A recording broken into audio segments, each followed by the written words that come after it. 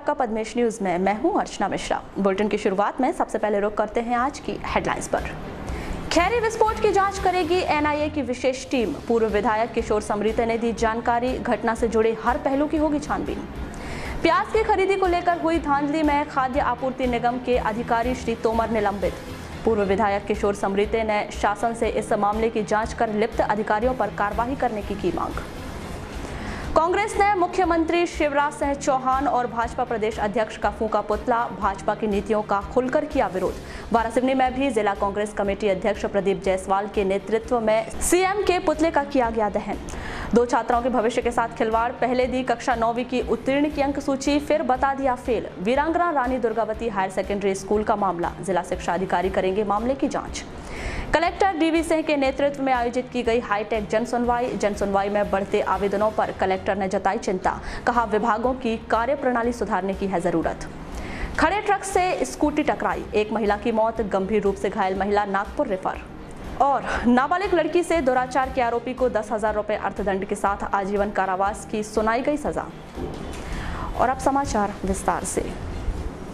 जिले में पंचायत के रिक्त पदों के लिए निर्वाचन प्रक्रिया जनपद पंचायत बालाघाट में संपन्न की जा रही है। मंगलवार को नामांकन पत्र की जांच किए जाने से पंचायत में खासी भीड़ नजर आई।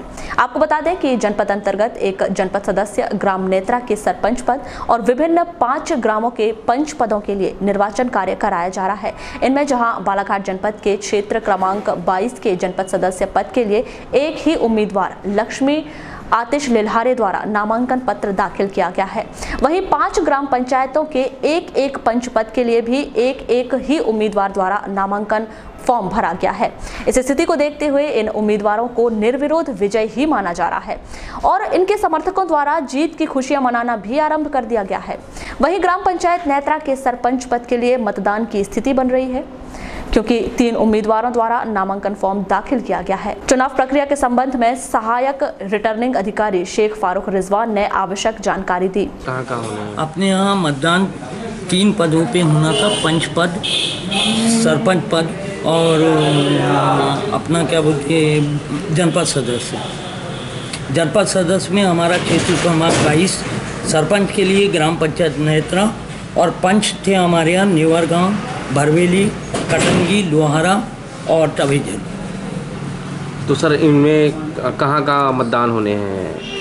अभी तो नेत्रा सरपंच के लिए 3 आवेदन पत्र हमारे यहाँ आए थे जिनकी स्क्रूटनी हो चुकी है और सरपंच नेत्रा का ही चुनाव होगा। बाकी जनपद सदस्य के लिए एक ही आवेदन पत्र प्राप्त हुआ और पंच पद के लिए एक आवेदन पत्र हर वार्ड में जहाँ चुनाव होना था वहाँ पर। क्षेत्र क्रमांक 22 की अगर बात करें तो 22 में बीडीसी के लिए क्या नाम आया है? बस क्षेत्र क्रमांक 22 में श्रीमती लक्ष्मीपति आतिश लिल्हारे का आवेदन आया था जो स्क्रूटनी के बाद स्वीकृत। वहीं इस दौरान जनपद सदस्य उम्मीदवार का समर्थकों द्वारा स्वागत किया गया। मेरा नाम श्रीमती लक्ष्मी लिल्हारे है, मैं कोकाटीवर की। मैडम आप निर्विरोध चुने गए क्षेत्र क्रमांक 22 से, क्या प्राथमिकता रहेगी आपकी? मैं पहले सरपंच भी रह चुकी हूँ और अच्छा कार्य भी किया है और आज मैं 5 गांव से 5 पंचायत से निर्विरोध प्रत्याशी चुनी गई हूँ जनपद सदस्य के लिए। मेरा काम सभी पंचायत के लिए अच्छा कार्य करूँगी और सभी को लेके चलूँगी। आज क्षेत्र क्रमांक 22 से जनपद सदस्य के रूप में निर्विरोध सदस्य चुनी गई और 5 गाँव का मैं बहुत आभारी हूँ। विशेष रूप से हमारे पूर्व जनपद के सदस्य छोटू पटले जी भमोड़ी वाले, इनका विशेष सहयोग और उनका मार्गदर्शन रहा और चीज गाँव वाले सरपंच पाचे जी का रहा, मेरे समस्त ग्रामीण जन का रहा। और मैं पूर्व में भी मेरी धर्मपत्नी सरपंच रह चुकी, 5 साल मैं भी रह चुका हूँ। तो मेरी कोशिश रहेगी कि 5 जो गाँव हैं जिनसे मुझे निर्विरोध सदस्य बनाया गया मेरी पत्नी को, तो वहाँ ज़्यादा से ज़्यादा विकास कार्य कराए जाएंगे। और जो सबसे मेन समस्या है लोगों के आवागमन की, उसके लिए सतत रूप से प्रयास किया जाएगा कि वो जल्द से जल्द ठीक है। वहीं दूसरी ओर कुछ ग्रामीणों ने कलेक्टर कार्यालय पहुंचकर जिला प्रशासन को ज्ञापन सौंपकर लक्ष्मी आतिश लिल्हारे का नामांकन पत्र निरस्त करने की मांग की। ग्रामीणों ने बताया कि शौचालय निर्माण राशि को लेकर लक्ष्मी आतिश लिल्हारे पर 2.25 लाख रुपए की रिकवरी निकली है, फिर भी उसके नामांकन पत्र को स्वीकार कर लिया गया है। समस्या ये है कि अभी जनपद सदस्य का चुनाव है अपने यहाँ, ये 9 तारीख। अच्छा। तो क्या है, वो लक्ष्मी सातिश लिलारे ने फॉर्म भरी है और उसके ऊपर है रिकवरी। पंचायत रिकवरी है करीबन 2 लाख रुपये। संडास, हाँ, शौचालय वाली 2.25 लाख। 2.25 लाख रुपये रिकवरी है उसके नहीं कम है। तो इसलिए हमने उनके फॉर्म पे आपत्ति लगाई। तो क्या निर्विरोध चुन लिया गया? हाँ, और निर्विरोध वो क्या है, किसी ने फॉर्म नहीं डाला, एक ने डाला था तो उसका फॉर्म निरस्त हो गया, तो उसका निर्विरोध चुनाव हो गया। तो ऐसा हुआ कि ऑनलाइन नहीं किया? ऑनलाइन नहीं किया। अच्छा, ये जो प्रक्रिया, जो चुनाव की प्रक्रिया ये कब से चल रही थी? ये 17 तारीख से। 17 तक। तो अभी क्या उसका नाम घोषित कर दिया गया? हाँ। इसकी जानकारी आपने दी थी किसी उच्च अधिकारी को? अभी तक आज नहीं सर, आज अभी तक हमने जानकारी नहीं दी थे, लेकिन वो क्या है, यहाँ पे जनपद में सबको मालूम है रिकॉर्ड दिए गए। अच्छा, ये बताएं, आज आप लोग यहाँ पर पहुँचे हैं, क्या मामला है?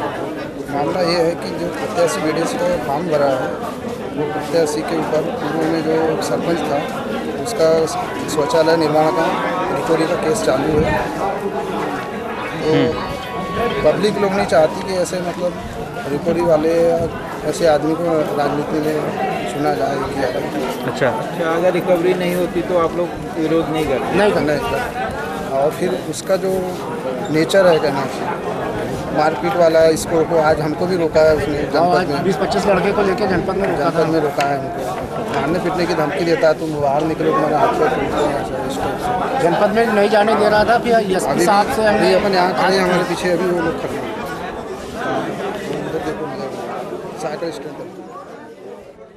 वारासिवनी लालबर्रा रोड पर गायत्री मंदिर के पास खड़े ट्रक से स्कूटी टकरा गई। इस हादसे में गंभीर रूप से घायल महिला शबाना अंजुम की उपचार के दौरान जिला अस्पताल में मौत हो गई।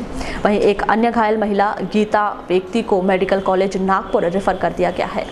कांग्रेस के पदाधिकारियों द्वारा कांग्रेस कार्यालय के सामने मंगलवार को मुख्यमंत्री शिवराज सिंह चौहान और भाजपा प्रदेश अध्यक्ष नंद कुमार चौहान का पुतला दहन कर भाजपा की नीतियों का खुलकर विरोध किया। इस पुतला दहन आंदोलन में शहर कांग्रेस अध्यक्ष श्याम पंचवानी, कांग्रेस सेवा दल जिला अध्यक्ष अनुराग चतुर्मोहता सहित तमाम कांग्रेसी पदाधिकारी मौजूद रहे। पुतला दहन के दौरान पुलिस के द्वारा पुतला दहन को रोकने का प्रयास किया गया।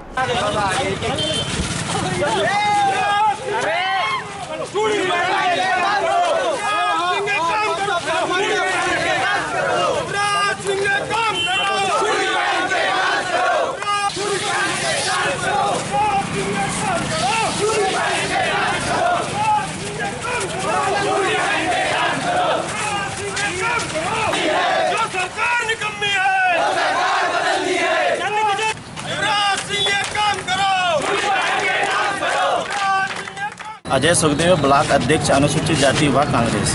मैं ये कहना चाहूँगा कि एक तरफ महू में प्रकाश आंबेडकर जी की गाड़ियों को रोका गया, काले झंडे दिखाए गए, और दूसरे तरफ भाजपा सरकार दलित हितैषी मानती है, तो हम पूरे देश के दलित लोग इसका विरोध करते हैं, भाजपा सरकार का। और आगे 2018-19 के चुनाव में हम दलित समाज पूरा दिखा देंगी कि हम कांग्रेस के साथ हैं और भाजपा विरोधी है। पुतला दहन के संबंध में शहर कांग्रेस अध्यक्ष श्याम पंचवानी और कांग्रेस सेवा दल के जिला अध्यक्ष अनुराग चतुर्मोहता ने क्या कहा, आइए जानते हैं। कि जिस प्रकार से भारतीय जनता पार्टी का ग्राफ दिनों दिन नीचे चलता जा रहा है, यह एक ओछी मानसिकता के तौर पर भारतीय जनता पार्टी के प्रदेश अध्यक्ष श्री नंद कुमार चौहान जी द्वारा एक भ्रामक प्रचार किया गया अशोकनगर की घटना पर। मैं आपको बता देना चाह रहा हूं, कांग्रेस पार्टी आज की नहीं है, 125-30 साल पुरानी पार्टी है। हमने हर वर्ग के साथ, उनके साथ कंधे से कंधा मिलकर उनकी लड़ाई लड़ी है, चाहे वो किसानों की लड़ाई हो, मजदूरों की लड़ाई हो, दलित वर्ग की हो, पिछड़े वर्ग की हो। हर लड़ाई में कांग्रेस ने अपना योगदान दिया है और उनकी लड़ाई कंधे से कंधा मिलाकर। हमारे सम्मानीय श्री ज्योतिरादित्य सिंधिया जी के ऊपर जो ब्लेम लगाया गया है वह निराधार है, और इस संदर्भ में उन पर नंद कुमार चौहान पर केस भी दायर कर दिया गया है। लेकिन ऐसी ओछी मानसिकता वाले नंद कुमार चौहान जी का हम लोगों ने आज यहाँ पर पुतला दहन कर एक लोगों में मैसेज देना चाह रहे हैं कि भाजपा अपने लेवल को किस स्तर पर लेके जा रही है। झूठा प्रचारक करके, झूठा भ्रामक प्रचार कर लोगों में गलतफहमियाँ डालने का प्रचार कर रही है और सामाजिक दंगे फैलाने का काम कर रही है। मध्य प्रदेश की जो शिवराज सिंह चौहान जी की जो सरकार है वो अब शिवराज सिंह चौहान हो गई। कहने का तात्पर्य, किसान परेशान हो रहा है, व्यापारी परेशान हो रहा है।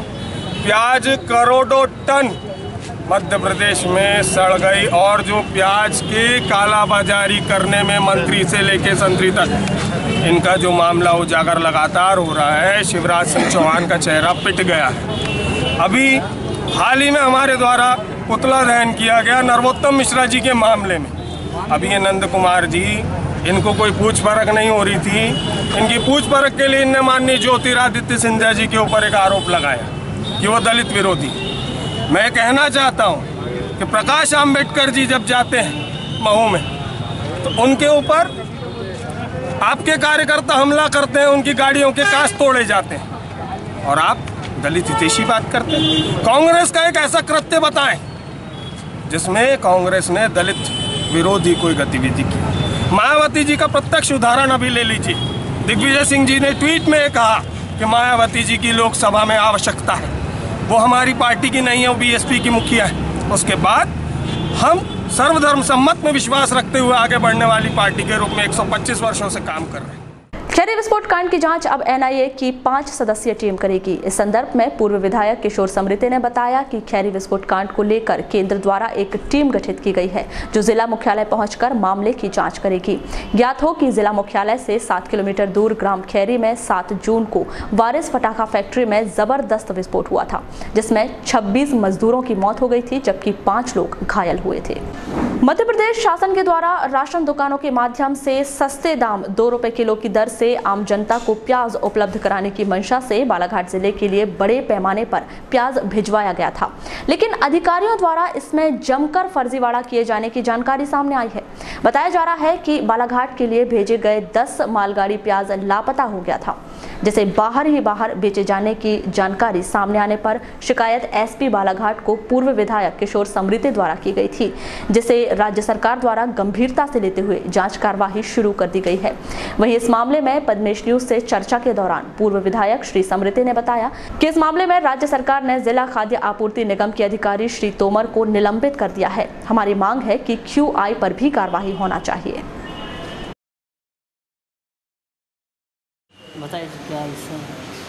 आज राज्य सरकार ने खाद्य नागरिक आपूर्ति निगम के जो अधिकारी मिस्टर तोमर, उनको निलंबित कर दिया प्याज के मामले में।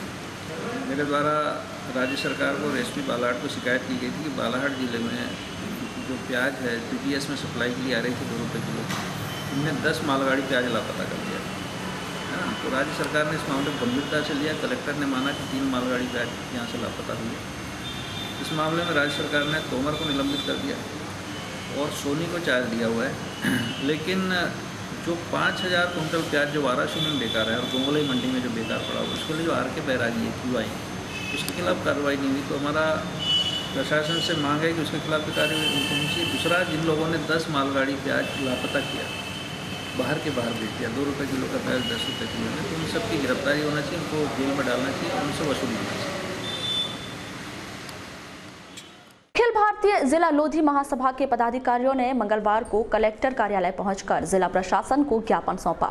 संगठन के जिला प्रमुख जितेंद्र मोहारे ने बताया कि उनके समाज के खेमराज उर्फ गुड्डू मोहारे को जिला बदर करने की कार्यवाही की गई है, जो कि अनुचित है, क्योंकि श्री नकपुरे एक सामाजिक कार्यकर्ता हैं जिससे समाज आक्रोश में है। यदि यह कार्यवाही वापस नहीं ली जाती तो समाज संगठन आंदोलन के लिए बाध्य होगा। हमने भी पता किया अपने थाने वगैरह से, तो कोई जानकारी वहाँ पर नहीं आई है अभी तक। मगर गुड्डू नकपुरे सामाजिक कार्यकर्ता है और लोधी समाज में और सभी क्षेत्र में आगे बढ़ चढ़ कर आगे नेतृत्व कर रहा है हर चीज़ में। कुछ केस लगे होंगे इन पे, कोई बड़ा केस नहीं हुआ है और जिला बदल की कार्रवाई होने जा रही है, ऐसा लोधी समाज में पता चला सब लोगों को, तो बहुत आक्रोश है। मैं शासन से अनुरोध करता हूँ माननीय कलेक्टर महोदय से कि 7 दिन के भीतर इनकी जितने भी केसेस को निरस्त किया जाए, इन पर जिला बदल कार्रवाई को खारिज किया जाए, न तो लोधी समाज की ओर से उग्र आंदोलन किया जाएगा। वहीं इस मामले को लेकर जनपद सदस्य राम कुमार नकपुरे और प्रदेश कार्यकारिणी सदस्य युवा मोर्चा योगेश नकपुरे ने आपत्ति जाहिर जिला बदल किया गया है, क्योंकि आज तक उनको कोई नोटिस नहीं आया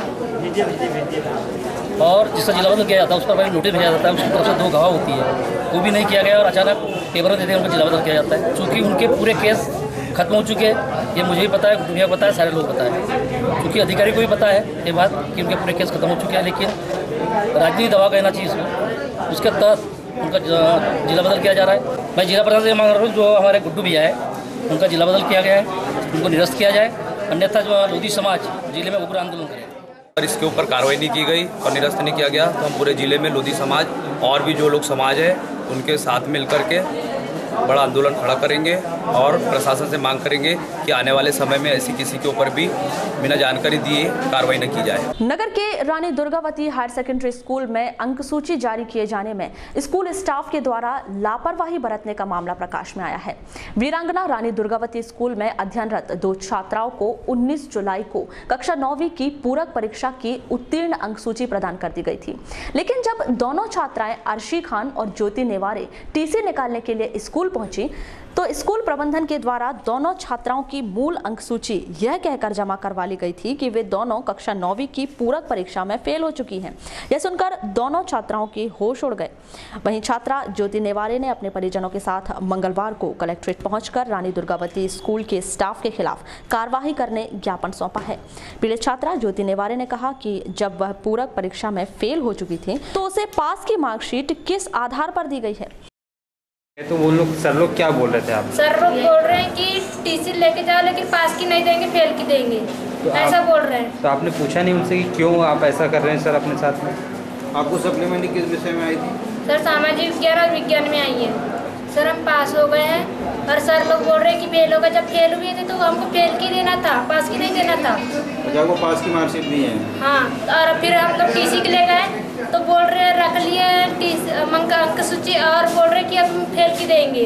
कौन से स्कूल का मामला है? ये रानी दुर्गावती का है। इसका एग्जाम कब दिया था आपने? सर हमने अंक सूची 19 तारीख को लाए थे, 19, 20, 21 हमारे पास रही और फिर 21 तारीख को हम टीसी के ले गए तो बोल रहे कि फोटोकॉपी करना है तो हमने दे दिए। देने के बाद फिर रख लिए और रखने के बाद बोल रहे हैं मार्कशीट रख लिए थे जी, दोनों के साथ में दिए। टीसी निकालने गए थे हम लोग। कब गए थे बेटा? हम 21 तारीख को गए। नहीं सर, उनकी अंक सूची को भी ऐसे ही रख लिए थे तो आज लाकर दिए हैं। अच्छा, क्यों नहीं दे रहे थे, बताए नहीं?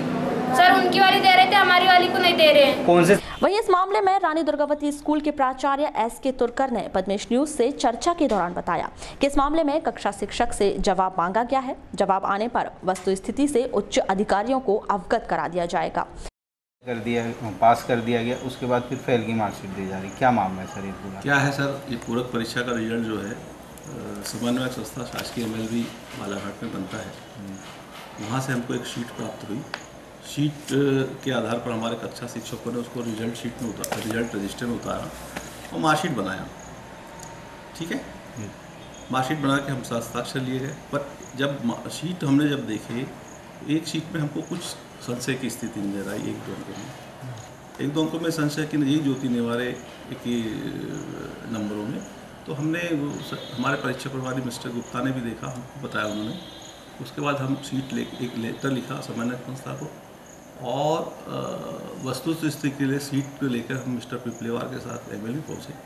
वहाँ उपाध्याय जी से मिले, उनकी जो शर्मा मैडम थी उन्होंने देखा, उनके पास एक शीट रखी रहती, उससे मिलान किया। उन्होंने बताया कि ये अंक थोड़े से मुझे इसमें कुछ ये लग रहा है। उन्हें सही अंक, उनको सही अंक प्रविष्टि कर दिया और उस अंकों के आधार पर हमने रिजल्ट बना दिया। सर लगभग कितने अंकों का फेरबदल था सर? उसमें मुझे एग्जैक्ट तो याद नहीं है, पर अंकों में कम से कम 10 से 20 अंकों का प्रयोग। क्यों कितना था एग्जैक्ट याद नहीं मुझे। सर जैसा ही आपका कहना है, ये पूरक परीक्षा के जो सीट है और जो वहाँ से आती है, तो क्या वहाँ पर कोई ऐसी गड़बड़ी हुई है? नहीं, वहाँ गड़बड़ी की कोई संभावना नहीं रहती। वो नो एक सीट यहाँ भेज देते हैं, उस सीट के आधार पर। गड़बड़ी कहाँ पर हुई है सर आपके हिसाब से?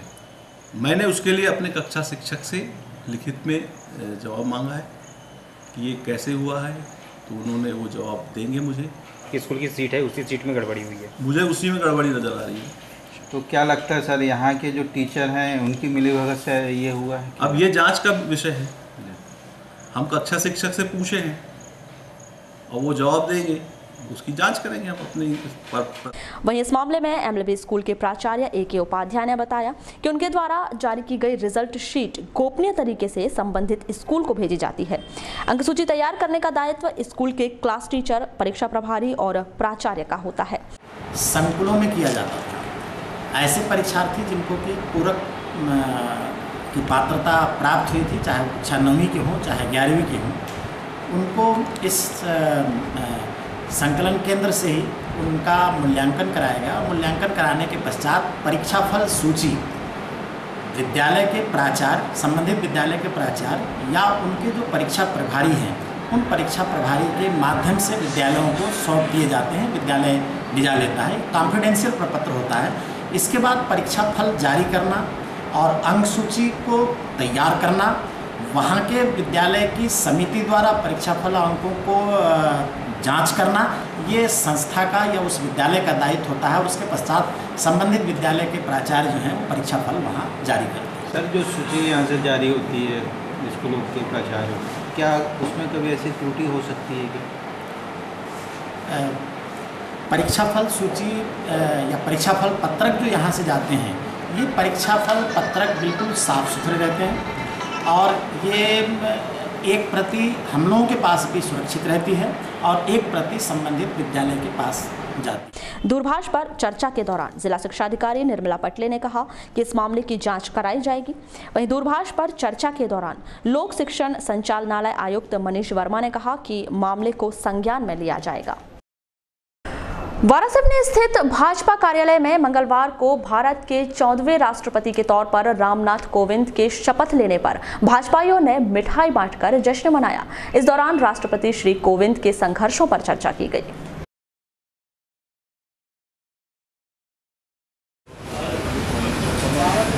खुशी की बात है कि आज सर्वोच्च संविधान पर एक छोटे से परिवार में जन्म लेकर और आज देश के सबसे प्रथम व्यक्ति बने हैं।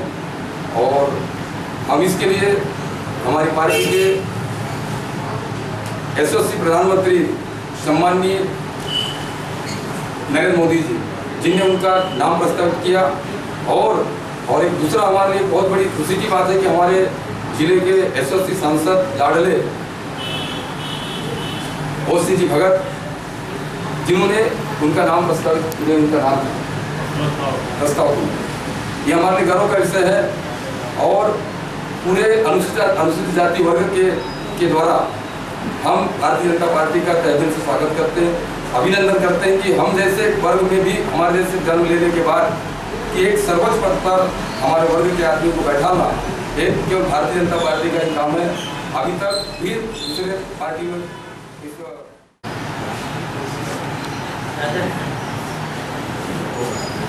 जो झोपड़ी में पला बड़ा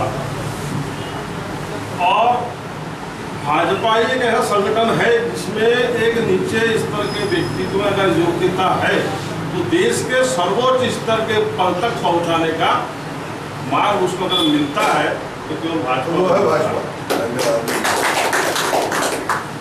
और ये अटल बिहारी वाजपेयी को देखो, नरेंद्र मोदी को देखो, चाय देखे तो बेचने वाले का राष्ट्रपति रामनाथ कोविंद जी को देखो, झोपड़ी में रहने वाले पढ़ने वाले, धीरे उन्होंने वकालत की, यूपीएससी लेकर के IAS सिलेक्ट हुए, पर पूरे देश और समाज की सेवा के लिए उतने बड़ी आकर्षक सेवा और सर्विस को छोड़ दिया और भाजपा के अंतर्गत संघर्ष किया और आज देश के सर्वोच्च पद पर विद्यमान है। जब मैं खाना खा रहा था, खाना खाते खाते उनका शपथ ग्रहण समारोह देखा था, उसमें वो अपने वक्तव्य दे रहे थे तो उसको पढ़ा। सबसे बड़े गौरव की बात यह है कि गांव से निकलकर एक घास फूस की झोपड़ी में रहने वाला जो प्रतिदिन 8 किलोमीटर स्कूल जाता था पैदल, ऐसा व्यक्ति देश के सर्वोच्च पद पर पहुंचा है अपनी मेहनत के बलबूते पर और अपने कर्म के आधार पर। हम सब भारतीय जनता पार्टी के कार्यकर्ता बहुत उत्साहित हैं और हमारे लिए बड़ा गर्व का विषय है कि एक सामान्य पृष्ठभूमि का व्यक्ति देश के सर्वोच्च शिखर पर आज विराजमान है। इसके लिए समस्त देशवासी, हमारे भारतीय जनता पार्टी के समस्त नेतागण, समस्त कार्यकर्ता बंधु सावन महीने के पावन अवसर पर श्री कच्छ गुर्जर क्षत्रिय महिला मंडल द्वारा क्षत्रिय समाज भवन में संगीतमय सुंदर कांड पाठ का आयोजन किया गया, जिसमें भक्तिमय कार्यक्रम संपन्न कर महिला मंडल द्वारा स्वल्पाहार और प्रसाद का वितरण किया गया। समाज भवन में आयोजित इस कार्यक्रम के संदर्भ में चर्चा करते हुए कच्छ गुर्जर गुजराती महिला मंडल की विदर्भ प्रादेशिक अध्यक्ष श्रीमती मीना बहन ने बताया कि उनका कल सावन महीने का पहला सोमवार था, जिसके चलते समाज भवन में 2 दिवसीय विभिन्न कार्यक्रमों के आयोजन संपन्न किए गए।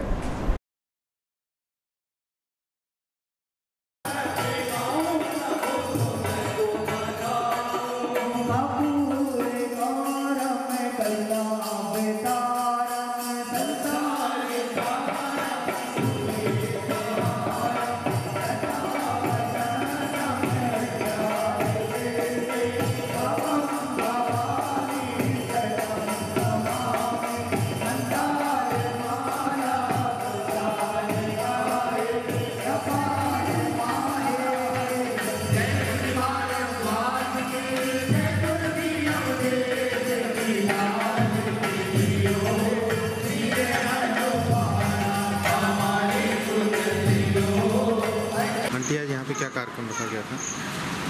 गुजराती कच्छ गुर्जर क्षत्रिय महिला मंडल का के तत्वाधान में आज समाजवाड़ी में हम लोगों का ये प्रोग्राम यानी सुंदरकांड करवाए हमने और भजन वगैरह रखवाए थे। हमारा श्रावण अमावस्या से चालू होता है।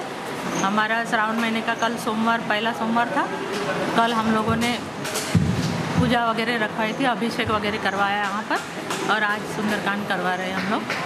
कब तक चलेगा ये बस 3 बजे से चालू हुआ है, 7 बजे तक प्रोग्राम है। यहाँ सबके लिए सब समाज बंधुओं के लिए स्वल्पाहार की व्यवस्था भी है और प्रसाद वगैरह। एक आदिवासी नाबालिग लड़की के साथ दुराचार करने के आरोप में आरोपी शेख मोहम्मद अफजल को आजीवन कारावास की सजा सुनाई गई है। 25 जुलाई को अनुसूचित जनजाति अधिनियम के विशेष न्यायाधीश दीपक कुमार त्रिपाठी की अदालत ने यह अहम फैसला लिया।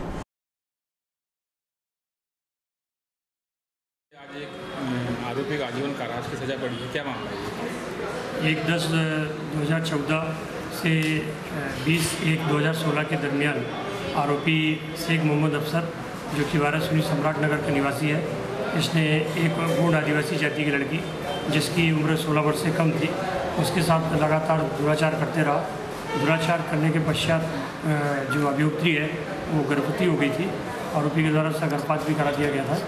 आज न्यायालय में बयान के पश्चात संपूर्ण गवाहों के पश्चात आज न्यायालय ने आरोपी शेख मोहम्मद अफसर को धारा 376 में आजीवन कारावास अर्थात शेष जीवन के पर्यंत तक उसको सज़ा से दंडित किया है तथा 10,000 रुपये जुर्माने से भी दंडित किया गया है।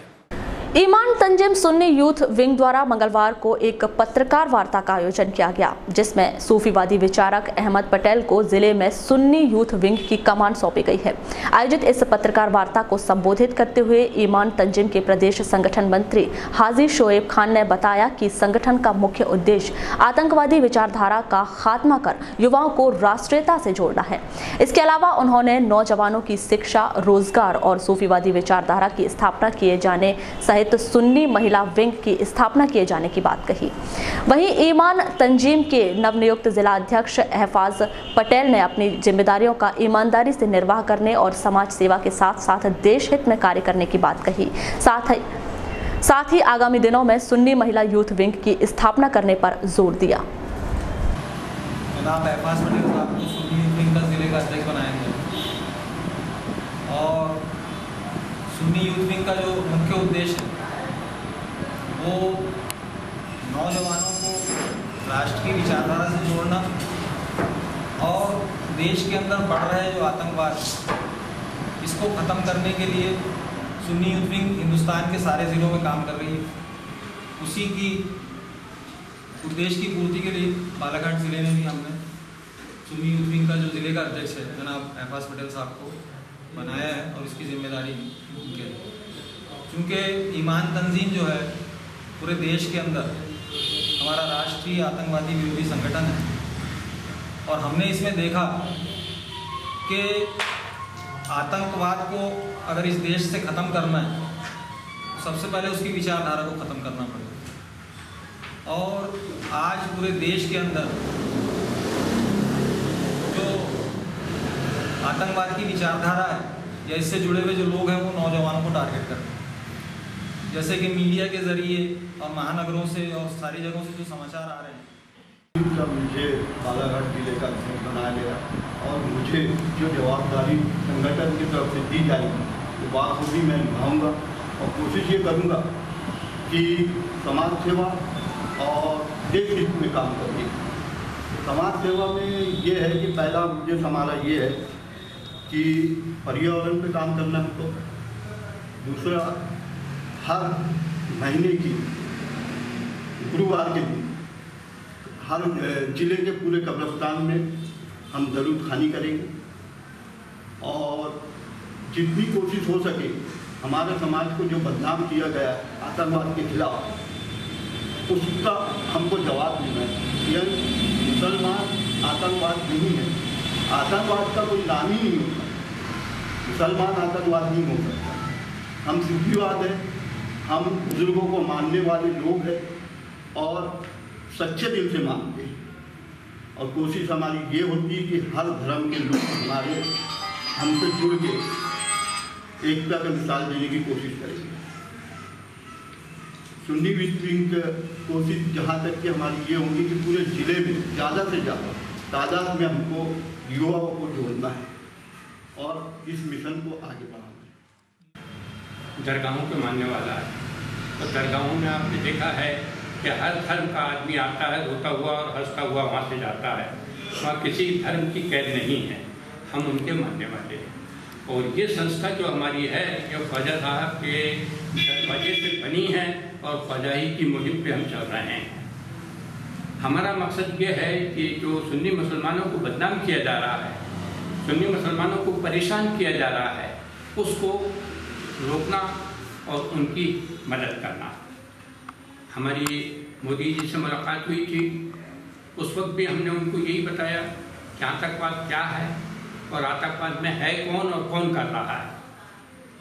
हमारी काफ़ी देर तक उनसे चर्चा हुई और उसमें मोदी जी ने एक्सेप्ट किया कि भाई आप लोग जो कह रहे हैं बिल्कुल सच कह रहे हैं, हम इसी रास्ते पे हम कदम बढ़ाते हैं और इसकी हम छानबीन करते हैं। हमने उन्हें विस्तार से बताया कि फलाना कांड हुआ है, उसमें कौन है, कहाँ का है, क्या है। इस तरीके से जब हमने उनको विस्तार से पूरी बातें बताया तो उन्होंने कलेक्टर डीवी सिंह के नेतृत्व में मंगलवार को हाईटेक जन सुनवाई का आयोजन किया गया, जिसमें बड़ी संख्या में फरियादी अपनी समस्याओं को लेकर पहुंची। वारासिवनी क्षेत्र अंतर्गत ग्राम सरंडी के ग्रामीणों ने ज्ञापन के माध्यम से अपनी समस्याएं जिला प्रशासन के समक्ष रखते हुए बताया कि ग्राम के करीब 1 दर्जन लोगों के नाम गरीबी रेखा सूची से काट दिए गए हैं, जबकि इस संबंध में ग्रामीणों को कोई सूचना तक नहीं दी गई है, जिसके कारण ग्रामीण शासकीय योजनाओं के लाभ से वंचित हो रहे हैं। इसके अलावा अन्य लोगों ने अपनी समस्याएं जिला प्रशासन के समक्ष रखी। जन सुनवाई में बढ़ रहे आवेदनों के प्रति चिंता व्यक्त करते हुए कलेक्टर डीवी सिंह ने कहा कि वर्तमान में जन सुनवाई में आवेदनों की संख्या बढ़ते जा रही है। वहीं जन सुनवाई में ऐसे मामले आ रहे हैं जो विभागीय स्तर पर सुलझा लिए जाने चाहिए। विभागों की कार्यप्रणाली काफी धीमी हो चुकी है, जिसे रफ्तार देने की अत्यंत आवश्यकता है। कलेक्टर श्री सिंह ने कहा कि आवेदनों की एक तय समय सीमा है, इससे अधिक का समय लगने पर संबंधित अधिकारी को नोटिस दिया जाएगा। यदि तब भी समस्या खत्म नहीं हुई तो उन पर जुर्माना लगाकर जुर्माने की राशि आवेदक को दे दी जाएगी। सबका स्टाफ है, बड़े बड़े अधिकारी हैं, सारी चीज़ें हैं, लेकिन जो आवेदनों की स्पीड है वो बहुत ज़्यादा है। मतलब कि दिन भर में आप ये समझिए कि समय निर्धारित करने के बावजूद लगभग पूरे दिन लोग कलेक्टर से मिलते रहते हैं जी। अब उसके भी अगर आवेदक यहाँ आ रहे हैं कि साहब हमें 2 महीने से पैसा नहीं मिला है, वो नहीं मिला, तो कहीं न कहीं ये जो ये काम की धीमी रफ्तार है उसको दिखाता है। मतलब जितना जमीनी स्तर पे सर, हाँ, जो प्रोएक्टिव होना चाहिए कार्यालयों को, तो वो गति नहीं है जी। देखिए क्या है कि लोगों की अपेक्षाएँ हैं जी जी कि उन्होंने कोई काम किया, शौचालय बनाया तो उसको तुरंत पैसा चाहिए। अब उसकी फॉर्मेलिटीज हैं, ये बात सही है, उसकी फ़ोटो खींचेगी, अपलोड होगी, FTO होगा, खाते में पैसा जाएगा, तो थोड़ा 1 आध हफ्ते समय लगता है। लेकिन अब उसमें 2 महीने या 4 महीने या साल भर नहीं लगना चाहिए। सर लेकिन काफ़ी स्थिति में देखा गया है कि एक आवेदक 7 बार 8 बार भी आपके पास समस्या निराकरण नहीं होता, कई सालों से आज ही आपके सामने से शौचालय कागजों में बना ऐसा भी होता है। जी जी ऐसा भी होता है। वही मैं बता रहा हूँ कि जो मेरा ऑब्जर्वेशन है अभी वो यही है कि जो पब्लिक ग्रीवेंसेस सिस्टम है उसको स्पीड अप करने की आवश्यकता है। वारासिवनी से 2 किलोमीटर दूर स्थित ग्राम पंचायत सिकंदरा में बंद पड़ी राइस मिल में नागरिक आपूर्ति निगम द्वारा रखी गई लाखों रुपए की प्याज देखरेख के अभाव में सड़ गई है, जिसकी दुर्गंध से ग्रामीणों को काफी दिक्कतों का सामना करना पड़ रहा है। आपको बता दें कि प्रदेश सरकार द्वारा किसानों से 8 रुपए प्रति किलो की दर से प्याज खरीदी की गई थी, जिसे सोसाइटी के माध्यम से लोगों को 2 रुपए प्रति किलो के हिसाब से उपलब्ध कराई जा रही है। दूसरी तरफ खुले व्यापारियों को प्याज नीलामी कर बेच दी गई, लेकिन उसके बाद पहुंची प्याज को विभिन्न गोदामों में बगैर उचित व्यवस्था के रख दी गई, जिसके कारण प्याज सड़ रही है, जिसकी दुर्गंध से गंभीर बीमारियों का अंदेशा बना हुआ है। करीब 10 टन प्याज सड़ चुकी है। आपका नाम? निकेश कुलते। कहाँ रहते? यहीं बाजू में मकान है हमारा। क्या परेशानी जा रही है? यहाँ पे इतनी परेशानी हो रही है, उल्टी हो रही है, सर दर्द हो रहा है, सब यानी रात भर नींद भी नहीं आ रही है, पंखे भी, खाना भी खा नहीं सक रहे हैं। बहुत बदबू चल रही है। हाँ बहुत बदबू चल रही है। प्रशासन भी कुछ भी नहीं कर रहा है। तो शिकायत किए थे? हाँ शिकायत किए, फिर भी नहीं हो रहा है कुछ हल। कहाँ किए? सेठ जी को बोले, जिसका है मिल है उसको बोले। सर आपका परिचय? रामेश्वर कुलते। कहाँ रहते हैं अपन? वारासिवनी। वारासिवनी। यहाँ कैसे क्या है? हमारा खेती है यहाँ पे। खेती है? हाँ खेती में आने में हमको तकलीफ हो रही है। यहाँ से हम पीछे से जा रहे हैं, पीछे से आ रहे हैं, जा रहे हैं। यहाँ बहुत तकलीफ, सर दर्द हो रहा है, खांसियाँ पैदा हो गई हमको। तकलीफ किस बात की? बात ये बदबू बहुत आ रही है। बदबू के मारे उनको ही बोले तो कोई सुनाई नहीं कर रहा है। यहाँ पे हाथ डॉक्टर के पास चले गए, दवा ले रहे हैं हम लोग, फिर भी कोई आराम नहीं है बदबू के मारे। सर आपका परिचय? इठवा मात्रे, सरपंच सिकंदरा। सर यहाँ पे अपने क्या दिक्कत हो रही है? बहुत ये सड़ा प्याज है, पूरे गांव भर दुर्गंध हो रहा है, सब लोग बीमार पड़ रहे हैं और इतनी पे असर हो रहा है कि कुछ पूछो ही नहीं। पूरे मोहल्ले वाले परेशान है। तबीयत पे क्या असर डाल रहा है? अरे सब बीमार हो रहे हैं, सब उल्टी कर रहे हैं, कुछ कर रहे हैं, पूरा बेहाल हो रहा है। पूरा बेहाल हो रहा है। तो इसके लिए कोई सुविधा बनाएगी?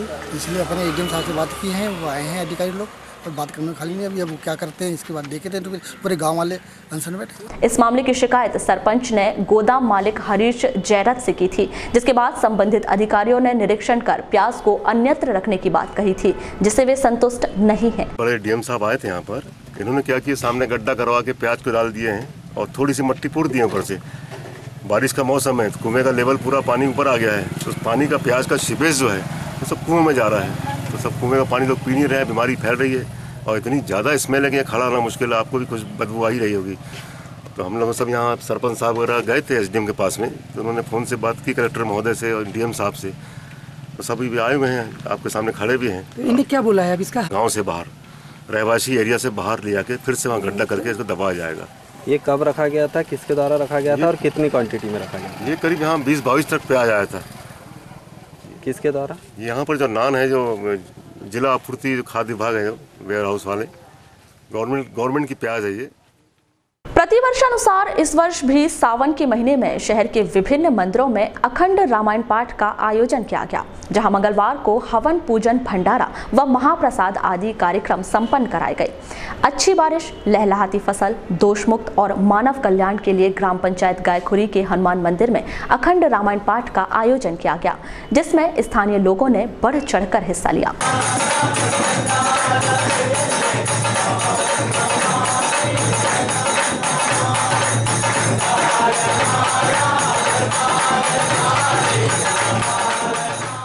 इसी तरह पीडब्ल्यूडी के समस्त कर्मचारियों द्वारा सर्किट हाउस स्थित भोलेनाथ मंदिर में अखंड रामायण पाठ करवाकर हवन, पूजन व भंडारे का आयोजन किया गया।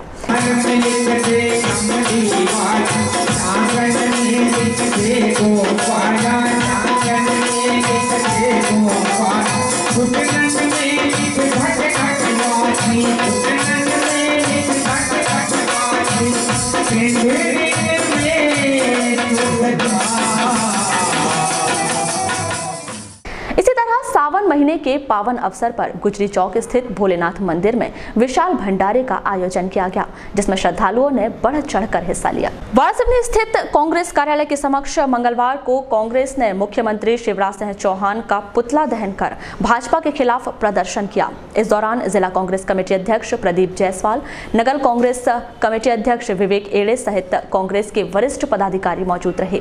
पुतला दहन के दौरान पुलिस और कांग्रेसियों के बीच संघर्ष हुआ और पुलिस द्वारा पुतला दहन को रोकने का भरसक प्रयास किया गया।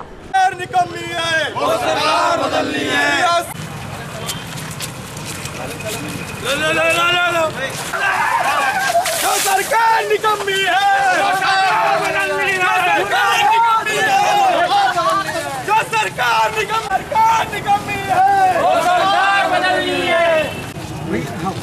क्या कार्यक्रम का प्रदेश कांग्रेस और जिला कांग्रेस के निर्देशानुसार मुख्यमंत्री शिवराज सिंह चौहान का पुतला फूंका गया, क्योंकि लगातार इस प्रदेश में दुर्घटनाएं हो रही हैं, हत्याएं हो रही हैं। किसानों के प्रति बड़ा आक्रोश शासन द्वारा किया जा रहा है, वे आत्महत्या कर रहे हैं। कोई सुनवाई नहीं हो रही है। विद्युत कटौती वाले मामले में भी, धान खरीदने वाले मामले में भी, हर मामले में प्रशासन यहाँ का मध्य प्रदेश प्रशासन है वह असफल होते जा रहा है। इसलिए बहुत ज़्यादा आक्रोश नागरिकों में है। उसके नागरिकों के सहयोग से कांग्रेस पार्टी ने आज यह कार्यक्रम किया है और शिवराज सिंह चौहान मुख्यमंत्री का पुतला का दहन किया है। मध्य प्रदेश कांग्रेस के निर्देशानुसार जिला कांग्रेस कमेटी के अध्यक्ष प्रदीप जायसवाल जी के निर्देश पर वाराणसी नगर कांग्रेस के तत्वाधान में मुख्यमंत्री शिवराज सिंह चौहान का पुतला फूंका गया। पिछले 2 दिनों से बीजेपी कहीं ना कहीं प्रदेश की जनता को सामंतवाद के नाम पर दिग्भ्रमित का काम कर रही है। ज्योतिरादित्य सिंधिया की लोकप्रियता को देखकर और कांग्रेस पार्टी की लोकप्रियता को देखते हुए ज्योतिरादित्य सिंधिया को सामंतवादी नेता कहा जा रहा है। कहीं ना कहीं प्रदेश के मुखिया और बीजेपी के अध्यक्ष नंद कुमार चौहान द्वारा कहीं अनर्गल बयानबाजी करके कांग्रेस पार्टी की छवि को खराब करने का काम किया जा रहा है। उसके विरोध में आज हमने प्रदेश के मुख्यमंत्री शिवराज सिंह चौहान का पुतला फूंका है। वाराणसी नगर पालिका परिषद में मंगलवार को MS योजनांतर छात्रवृत्ति का वितरण किया गया। इस अवसर पर नगर पालिका अध्यक्ष विवेक पटेल, नगर पालिका उपाध्यक्ष देवलता देशमुख सहित वरिष्ठ गणमान्य व्यक्ति मौजूद रहे। आज नगर पालिका में कॉलेज में पढ़ने वाले छात्र छात्राएं कर्मकार मंडल में है, जो कर्मकार का काम करते हैं, रजिस्टर्ड हैं, उनके बच्चे जो वाराणसी कॉलेज में पढ़ते हैं। शासन के अनुसार अनुसार उनकी पढ़ाई में इस वजह दिक्कत आ जाए। जो छात्राएँ कॉलेज में पढ़ती हैं उन्हें 4000 रुपये, छात्र पढ़ते हैं उन्हें 3000 रुपये राशि आज नगर पालिका वाराणसी द्वारा कॉलेज को स्थापित की गई। आदरणीय डायरेक्टर जी उपस्थित हैं और सभी बच्चे लगभग 85 बच्चे छात्र रहे हैं, जिनके पालकों का रजिस्ट्रेशन कर्मकार मंडल में है। उन्हें आज एक सादे समारोह रूप में छात्रों की उपस्थिति में हमारे सभी परिषद के सदस्यगण, CMO, कर्मचारी की उपस्थिति में छात्रों को वितरण किया। सर आपका परिचय? मेरा नाम TR Dahre, UDC PG college Varanasi. Sir महाविद्यालय के बच्चों को नगर पालिका परिषद पहुँचे थे आप, तो क्या कार्यक्रम था यहाँ पे? ये क्या है, कर्मकार छात्रवृत्ति के बच्चे हैं, इनके नियमित बच्चे अपने महाविद्यालय के, इनके द्वारा फार्म भरा गया था। 2016-17 के बच्चे हैं ये। इनकी छात्रवृत्ति का नगर पालिका में फार्म वहाँ से भरने के बाद यहाँ जमा कर दिए थे हमने।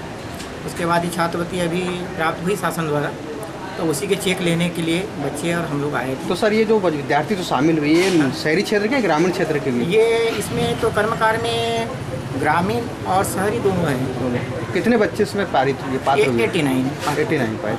तो क्या रहता सर इसमें कि इसमें छात्रा को कितना मिलना है? छात्र को 3000 और छात्राओं को 4000। मॉल नगरी भरवेली के दुर्गा चौक मैदान में आयोजित फुटबॉल टूर्नामेंट में मंगलवार को क्वार्टर फाइनल का पहला मैच एकता क्लब और मोहबे क्लब के बीच खेला गया। परदेसी सेना की स्मृति में खेले गए इस फुटबॉल मैच में एकता क्लब ने 0 के मुकाबले 3 गोल से जीत दर्ज की। वहीं फुटबॉल का दूसरा मैच शंकर मंदिर क्लब ऊंची बारंग और भरवेली 11 के बीच खेला गया, जिसमें दोनों ही टीम 1-1 से बराबरी पर रही, जिसके चलते इस फुटबॉल मैच का निर्णय टाई ब्रेकर से निकाला गया। टाई ब्रेकर में 6 के मुकाबले 7 गोल कर शंकर मंदिर क्लब की टीम ने मैच में जीत का परचम लहराया। इसी तरह अंत में सेमीफाइनल मैच एकता क्लब और शंकर मंदिर क्लब के बीच खेला गया, जिसमें एकता क्लब की टीम ने 0 के मुकाबले 2 गोल दागकर जीत का परचम लहराया। टूर्नामेंट का फाइनल मैच बुधवार को आजाद क्लब और एकता क्लब के बीच खेला जाएगा।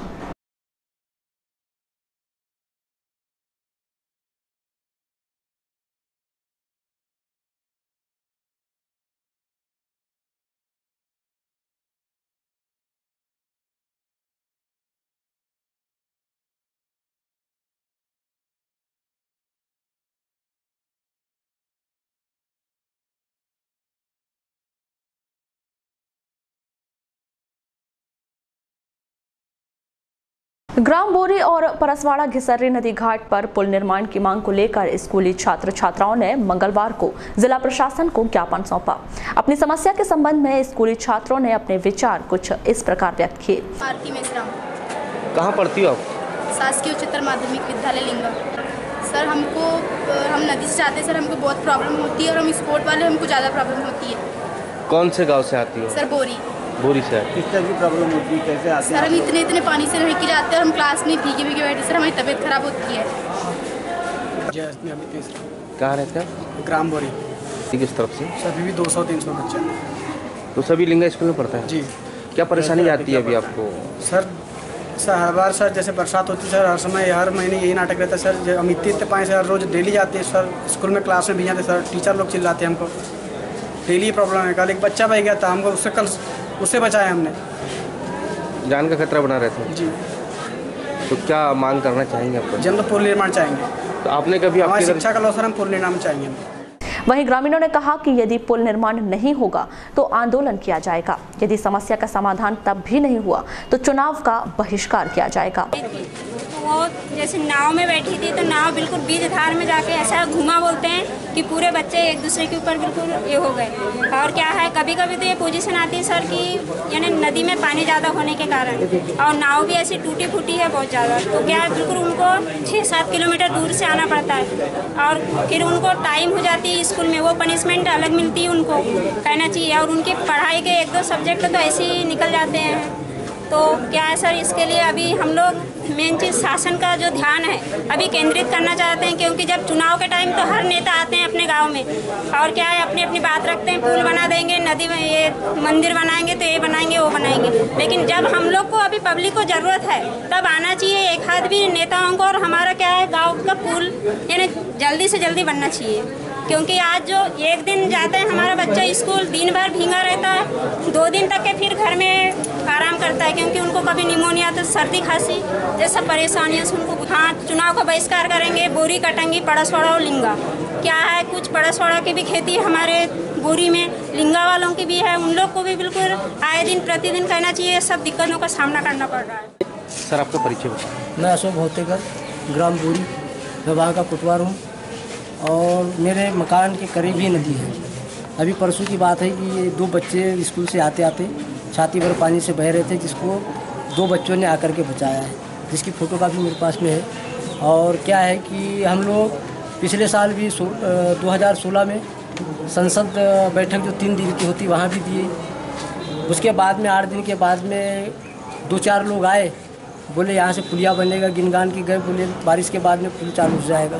बारिश से दूसरी बारिश आ गई थी कि पुलिया। लगभग कितने साल से समस्या सर ये तो 15-20 साल से हम लोग दे रहे हैं। क्षेत्र के विधायक से आप लोग मिले? विधायक से, नानो कावरे से भी मिले, KD देशमुख से कई बार मिले हम लोग। अभी तत्कालीन तो हम अभी सर विधायक महोदय के वहाँ भी जाएंगे। इस संबंध में कलार समाज के युवा पदाधिकारी विक्की पालेवार ने भी नाराजगी जताई। आपका? मैं विक्की पालेवार। सर आज बच्चों के साथ में आप आए थे? हाँ, यहाँ पर ग्राम बोरी और परसवाड़ा जो घिसरी नदी घाट पर है, पुल निर्माण बनाना है यहाँ पर। इसके पहले भी यहाँ पर ज्ञापन सौंपा गया था, लेकिन क्या है उसमें कोई कार्रवाई नहीं हो पाई। तो हम चाहते कि 200 से 250 बच्चे जो है बोरी और कटंगी के जो छात्र छात्रा हैं वो लिंगा स्कूल में पढ़ने आते हैं, और बारिश की वजह से 2 महीने में बारिश में वहाँ पानी भरा रहता है। पानी भरे रहने के कारण बच्चे लोग स्कूल नहीं जा पाते, और स्कूल कभी जाना है उनको तो छाती भर पानी भरा रहता है, तो उसमें पूरे बच्चे लोग गीले हो जाते हैं। गीले होने की वजह से उनकी तबीयत ख़राब हो जाती है, फिर वो स्कूल में पढ़ाई करे या फिर अपनी तबीयत को सुधारे। तो इस स्थिति में हम चाहते हैं कि वहाँ पर पुलिया बनना चाहिए और जल्द से जल्द पुलिया बन जाए, और पूरे ग्रामीणों जो वहाँ पर जो भी रहते हैं वहाँ पर उनका भी उद्धार हो जाए और बच्चों का भी उद्धार हो जाए, ताकि क्या है पढ़ने में बहुत दिक्कत होती है। गैस कन्वर्जन कार्य का जायजा लेने 26 जुलाई को डीआरएम अमित कुमार अग्रवाल नगर के रेलवे स्टेशन पहुंचेंगे। इस संबंध में जानकारी देते हुए स्टेशन प्रबंधक शकील खान ने बताया कि नागपुर रेल मंडल के डीआरएम श्री अग्रवाल बुधवार को जिला मुख्यालय पहुंच रहे हैं, जो सुबह करीब 6 बजे रेलवे स्टेशन पहुंचेंगे। इसके बाद वे नैनपुर के लिए रवाना होंगे। चलिए अब आपको दिखाते हैं वारासिवनी निवासी एक ऐसी दृष्टिहीन युवती की दास्तान, जिसने शासन प्रशासन से कोई भी मदद नहीं मिलने की बात कहकर आत्महत्या करने की चेतावनी दी है। क्या है पूरा मामला, देखिए पद्मेश न्यूज की इस खास रिपोर्ट में। यूं तो सरकार ने गरीब, बेसहारा और निशक्तों के लिए अनेक कल्याणकारी योजनाएं बनाई हैं और उन योजनाओं को क्रियान्वित करने के लिए और उनके प्रचार प्रसार के लिए सरकार प्रतिवर्ष लाखों रुपए खर्च करती है, लेकिन ये सभी योजनाएं उस वक्त निष्क्रिय हो जाती है जब इन योजनाओं का लाभ हितग्राहियों को नहीं मिल पाता, जिसके चलते हताश होकर हितग्राही गलत कदम उठाने के लिए मजबूर हो जाते हैं। कुछ ऐसी ही दास्तां है वारासिवनी वार्ड नंबर 9 अयोध्या नगर निवासी दृष्टिहीन रेशमा कादरी की। दृष्टिहीन होने पर उसके पति ने उन्हें छोड़ दिया, जिन्होंने शासन की किसी भी योजनाओं का लाभ न मिलने के कारण आत्महत्या कर लेने की बात कही है।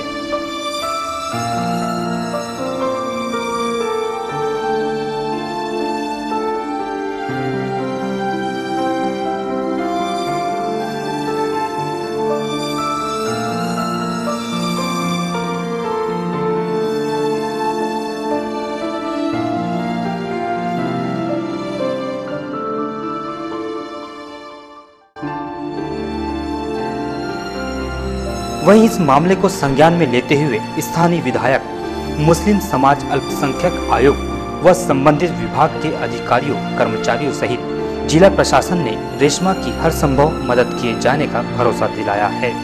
दुनिया देखने की चाह रखने वाली दृष्टिहीन रेशमा ने दोबारा इस रंगीन दुनिया को देखने के लिए कई विशेषज्ञ चिकित्सकों से अपना इलाज कराया है, पर उसके आंखों की रोशनी अब तक वापस नहीं आई है। प्राप्त जानकारी के अनुसार रेशमा ने मध्य प्रदेश, महाराष्ट्र, हैदराबाद, चेन्नई, अमृतसर और अहमदनगर आदि जगहों में अपनी आंखों का इलाज कराया है, लेकिन कई चिकित्सकों ने देश में इस बीमारी का इलाज न होने की बात कहकर उन्हें मायूस कर दिया है। लेकिन रेशमा को आज भी उम्मीद है कि कभी न कभी उनकी आंखों की रोशनी लौट आएगी और वे एक बार फिर इस रंगीन दुनिया को देख सकेगी। हालांकि रेशमा पूर्ण रूप से दृष्टिहीन है, उसे कुछ भी दिखाई नहीं देता, बावजूद इसके भी वो अंदाज से घर के सभी काम करती है, फिर चाहे सुबह की चाय बनाना हो या घर में झाड़ू पोछा करना हो या फिर गंदे बर्तन मांजना ही क्यों ना हो। रेशमा अंदाज से घरेलू काम करती है। रेशमा अंदाज से काम करती है, यहाँ तक अगर सुई में धागा पिरो दिया जाए तो वे फटे कपड़े भी बुन सकती है।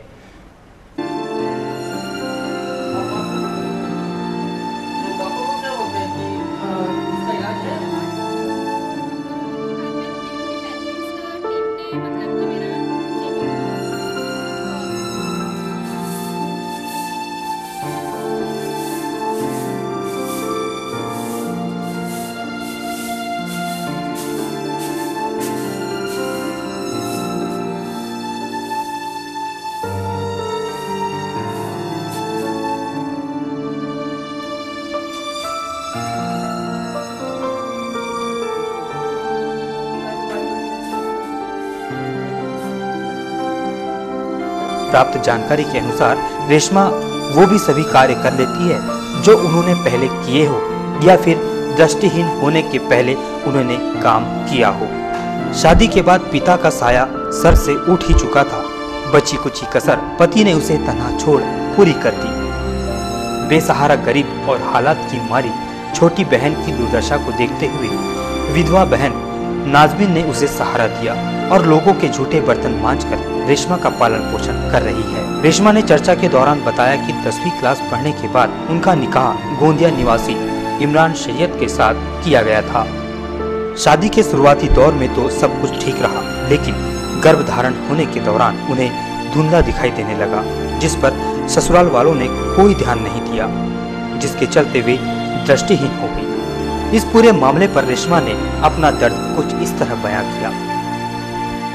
इस वक्त हम खड़े हैं वाराणसी मुख्यालय में, जहां पर अयोध्या नगर वार्ड नंबर 9 में रहने वाली एक रेशमा नाम की युवती, जो कि आंखों से अंधी हो चुकी है और उसने शासन प्रशासन सबसे गुहार लगाई है, लेकिन उसकी मदद के लिए कोई भी आगे नहीं आया है। आखिर क्या है ऐसा मामला कि उसने सबसे मजबूर होकर आत्महत्या करने की चेतावनी दी है। आइए उनके घर चलते हैं और जानते हैं आखिर क्या है पूरा मामला और वो क्यों इतना बड़ा कदम उठाने का प्रयास कर रही हैं। जिस रेशमा की हम बात कर रहे हैं वो इस वक्त हमारे साथ में है। आइए उनके हम बात करते हैं और जानते हैं उनकी कहानी उन्हीं की जुबानी। क्या नाम है आपका? रेशमा कादरी। रेशमा, क्या प्रॉब्लम आ रही है वर्तमान में? आप अपनी दास्तान बताइए। प्रॉब्लम तो मुझे बहुत जाती है, क्योंकि ऐसे सिचुएशन में अपने आप को संभाल के रखना बहुत दिक्कत की बात होती है। नहीं, क्या हुआ है आपके साथ? आप कहाँ तक पढ़ी हैं? 10th तक। 10th तक पढ़ी हैं जी। अभी आपकी आंखों में दिख रहा है, नहीं दिख रहा है? नहीं, कुछ भी उस समय दिखता था? हाँ, पहले सब दिखाई देता था। मैं 10वीं तक पढ़ी, एम्ब्रॉयडरी सिलाई का मतलब सारा काम सीखी हूँ मैंने। अच्छा। तो अभी कब से आपको दिखना बंद हो गया? ये 3.5 साल हो गए। 3.5 साल हो गए जी। तो यानी कब ऐसा? अच्छा, आपकी शादी हो गई? जी, शादी हो चुकी है। कहाँ है आपके पति? हस्बैंड कहाँ है? ससुराल मेरा गोंदिया का है। शादी हो चुकी है, 7 साल हो चुके। क्या नाम है उनका? इमरान सैयद। इमरान सैयद जी। तो बच्चे कुछ? एक बेटी है मेरी 3 साल की। तो आपको दिखना कब से बंद हुआ? जब मैं प्रेग्नेंट थी तब से। प्रेगनेंसी के 3रे महीने से मेरी आंखों में धुंधलापन आने लगा, और धुंधलापन फिर डॉक्टर का इलाज नहीं होने की वजह से वो धुंधलापन बढ़ते गया, तो एकदम डार्क हो गया। और फिर मेरे ससुराल वालों ने वैसे ही मुझे बहुत परेशान करके रखे थे, मेरी केयर नहीं किए, ध्यान नहीं दी, तो उनकी लापरवाही का नतीजा आज मैं इस हालत में हूँ। अगर वो मेरी केयर कर लेते, मेरी देखभाल कर लेते, तो आज मैं इसी हालत में नहीं पहुँचती। इसकी जिम्मेदार सिर्फ वही है, मैं खुद नहीं हूँ। वहीं रेशमा का पालन पोषण कर रही उनकी विधवा बहन नाजमी ने बताया कि वे लोगों के घरों में काम कर उनके परिवार और रेशमा का खर्च उठाती है। अच्छा, आपकी छोटी बहन है? जी। कब से आप इनका पालन पोषण कर रहे हैं? ये तो 2 वर्ष हो चुके हैं। तो क्या आप क्या करते हैं, यानी आपका घर कैसे चलता है? मैं तो खाना बनाने के लिए जाती हूँ। 3000 रुपये मंथली मुझे मिलता है, उसी में से हम अपनी इनकम करते हैं। यानी 2 बच्चे और ये आपके शौहर हस्बैंड? नहीं है, वो तो एक्सपायर हो चुके, 8 साल हो गए। तो क्या दिक्कतों का सामना करना पड़ता है? बहुत दिक्कतों का सामना करना पड़ता है। महसूस होता है कि आपकी छोटी बहन है जो इस आलम में जी रही है, क्या होना चाहिए उसके लिए? कोशिश तो हमने बहुत करी कि इसकी आँख की रोशनी आ जाए, तो ये किसी के ऊपर डिपेंड ना रहे, अपना खुद कर सके करके। लेकिन क्या है कि अब उसकी आँख की रोशनी आ नहीं सक रही, तो उसके लिए बुरा तो बहुत लगता है कि ये ज़िंदगी भर ऐसी ही रहेगी करके। इस पूरे मामले को लेकर वाराणसी मस्जिद के सदर बशीर खान ने मस्जिद में ऐलान कराकर चंदा इकट्ठा कर रेशमा की मदद किए जाने की बात कही है। रहा इनकी मदद करने की बात, तो हम शुक्रवार के दिन मस्जिद में अनाउंस करवा देंगे कि भाई फलां लड़की है और वो मजबूर है, उसकी जो भी मदद करना चाहते हैं तो मदद कीजिए, और उसके लिए जो सदर या कमेटी से आप लोग कांटेक्ट कर सकते हैं। कहने का मतलब ये है कि जितना भी हो सके आपके समाज के द्वारा जो कलेक्शन होगा वो उसकी मदद की जाएगी। मानव अधिकार आयोग की जिला संयोजिका श्रीमती फिरोजा खान ने महिला सशक्तिकरण विभाग, सामाजिक न्याय विभाग और मुस्लिम समाज को रेशमा की मदद के लिए आगे आने की वकालत की है।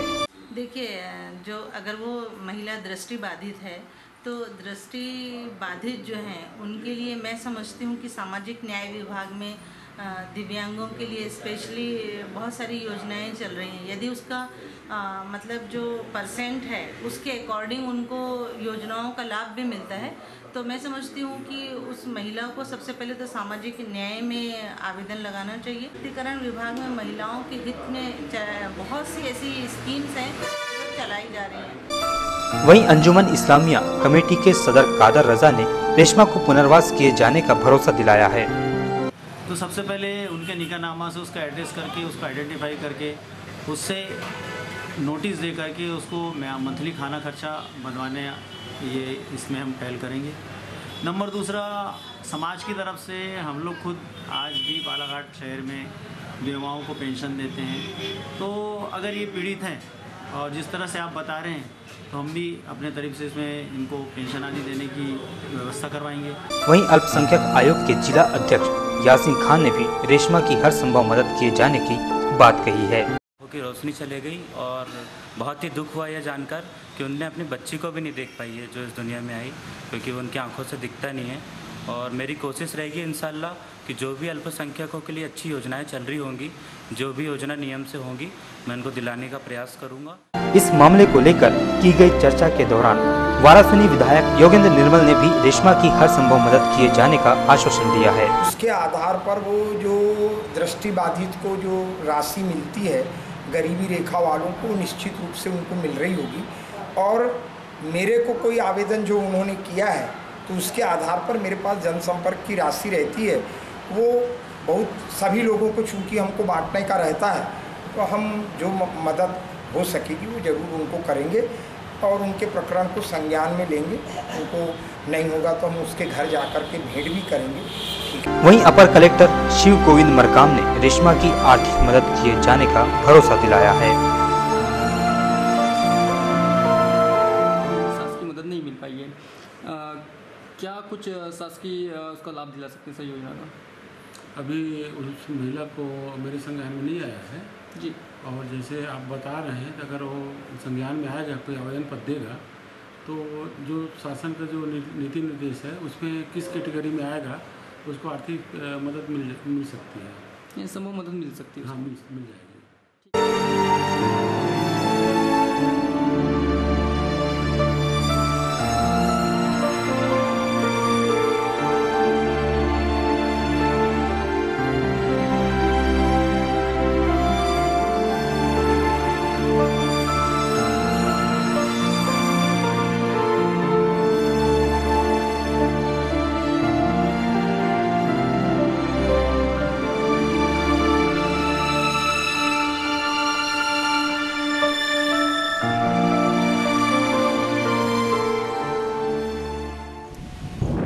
अभी हमने जो आपको रेशमा की कहानी दिखाई है, उस कहानी को लेकर, उसके मामले को लेकर हम यहाँ के विधायक से बात करी है, यहाँ के समाज के जो मेन है प्रेसिडेंट, उनसे बात करी है और अन्य लोगों से बात करी है और सभी लोगों ने रेशमा की हर संभव मदद किए जाने का पक्का भरोसा दिलाया है।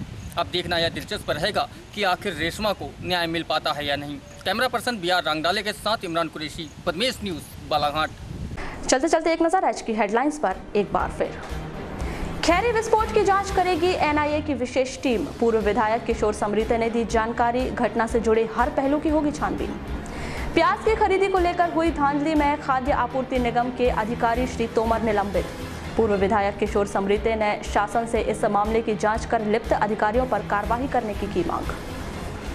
कांग्रेस ने मुख्यमंत्री शिवराज सिंह चौहान और भाजपा प्रदेश अध्यक्ष का फूंका पुतला। भाजपा की नीतियों का खुलकर किया विरोध। वारासिवनी में भी जिला कांग्रेस कमेटी अध्यक्ष प्रदीप जायसवाल के नेतृत्व में सीएम के पुतले का किया गया दहन। 2 छात्राओं के भविष्य के साथ खिलवाड़। पहले दी कक्षा 9वीं की उत्तीर्ण की अंक सूची, फिर बता दिया फेल। वीरांगना Rani Durgavati higher secondary school का मामला। जिला शिक्षा अधिकारी करेंगे मामले की जांच। कलेक्टर डीवी सिंह के नेतृत्व में आयोजित की गई हाईटेक जनसुनवाई में बढ़ते आवेदनों पर कलेक्टर ने जताई चिंता। कहा विभागों की कार्यप्रणाली सुधारने की है जरूरत। खड़े ट्रक से स्कूटी टकराई, एक महिला की मौत, गंभीर रूप से घायल महिला नागपुर रेफर। और नाबालिग लड़की से दुराचार के आरोपी को 10,000 रुपए अर्थदंड के साथ आजीवन कारावास की सुनाई गई सजा। तो ये थी अब तक की खास खबरें। पद्मेश न्यूज की ताज़ा खबरों के लिए आप हमारी वेबसाइट www.balaghatexpress.in पर भी लॉग ऑन कर सकते हैं। तो आज न्यूज में बस इतना ही। अगले